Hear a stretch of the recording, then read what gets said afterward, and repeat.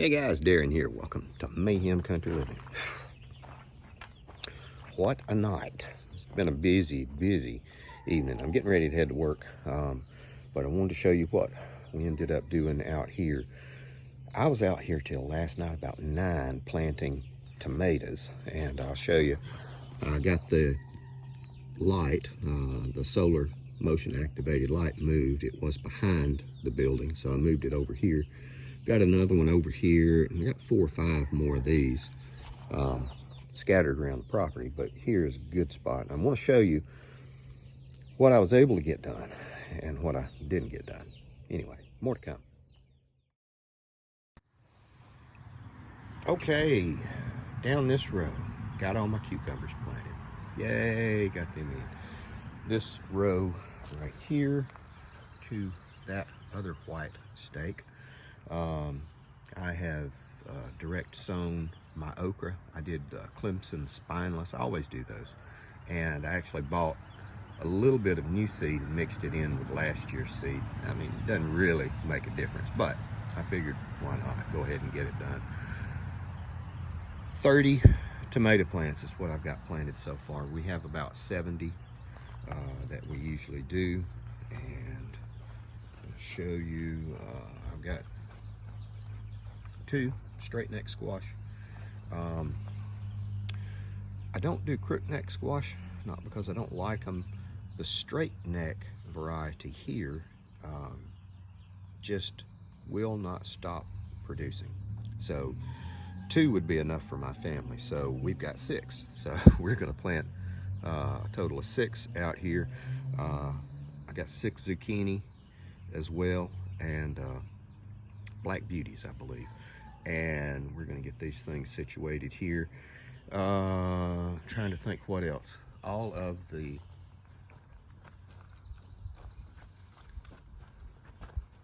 flower seed, wildflower seed. This is the wildflower seed mix that gets 6 feet tall. Right down this way. This is for my pollinators. That is mint. Those are the Jerusalem artichokes. They're all coming in great. This is the 2nd season that I've had. My beans are planted against that wall, and more beans are planted down here. I'm about 1/3 of the way through the garden, but I got to go out of town and do a little bit of work. Right here to here are just more beans. Trying to make it not as snaky and confined this year. So I actually, some people are going to say, I can't believe that's all the room you have between your tomatoes. Actually, this is the first year I've done them that wide. So I always just pack them in tight.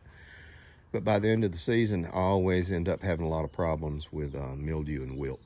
So I'm going to try to remedy that. Let's see, what else? What else? Over here on this side, we're going to do our hot peppers, which is very far away from the sweet peppers. Shouldn't be a problem at all. I've got bell peppers to put, sweet banana peppers. I went ahead and did another dividing cage. I'll show you this real quick. Built that and fabricated it so she can divide different ages and breeds of chicks for sale. And these are much further along than those, and then those are the ones that are even much further along. And that is about it. Actually, I'll show you the chicks that are hatching inside the house. More to come.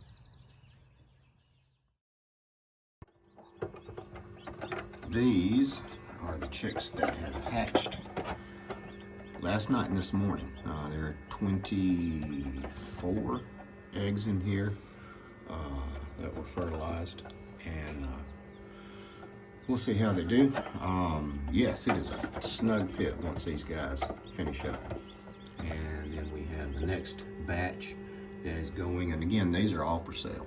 That's what she's wanting to do this for. Some of these are the more exotics, and then some are just regular barnyard mix. And I do not know which. She's got her little book that tells her. So things are in motion around here. Anyway, more to come.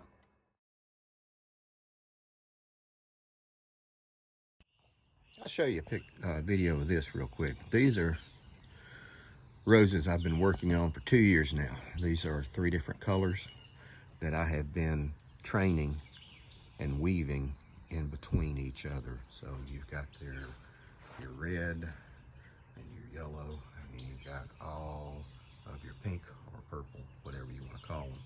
And they're all finally starting to come in. If you want to have good roses, use milk. Regular milk. We don't drink any of the low fat, no fat stuff. Once your milk begins to go bad, pour it on your tomatoes.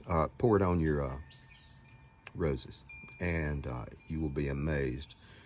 Roses need a lot of protein. I say protein, but it's